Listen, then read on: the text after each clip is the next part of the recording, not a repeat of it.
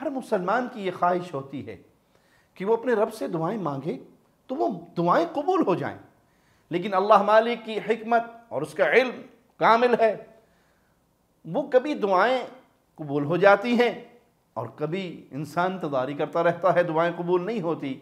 مگر ان دعاؤں کی وجہ سے بعض دفعہ آئی بھی کوئی مصیبت ٹل جاتی ہے، ہمیں پتہ بھی نہیں لگتا۔ ہم مانگ کچھ رہے ہوتے ہیں، اللہ مہربان ہمیں اس سے بڑھ کر اس سے اعلیٰ عطا کر دیتا ہے، یا پھر وہ دعائیں قیامت کے دن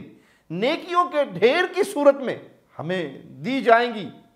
اللہ رحیم ہے، اپنے بندوں کے ساتھ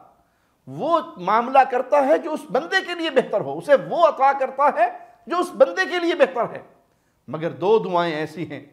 جن کے بارے میں رسول اللہ صلی اللہ علیہ وسلم کا وعدہ ہے، جو اللہ کے سچے نبی علیہ السلام، اور وہ ہمیں بتا کر گئے، وہ مقبول ہیں وہ دعائیں۔ جب بندہ اللہ سے دعائیں کرے تو وہ اسے مل کر ہی رہتا ہے،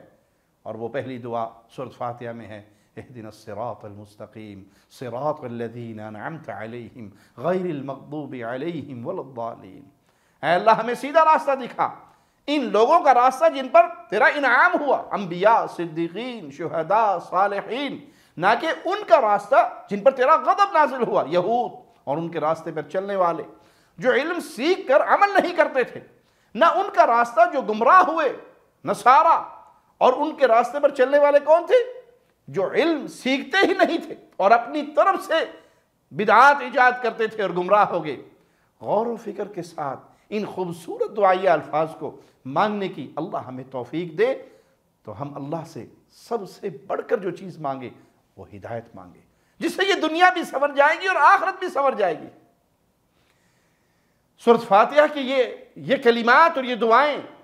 روٹین کے اندر نہ گزاریے، بے شعوری میں نہ پڑھیے، بلکہ ترکیز کیجئے، توجہ کیجئے، اور دل اور دماغ اور زبان وہ مشترکہ اکٹھے ہو کر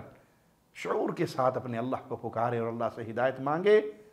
جو اللہ سے ہدایت مانگتا ہے اللہ اس کو ہدایت عطا فرماتا ہے۔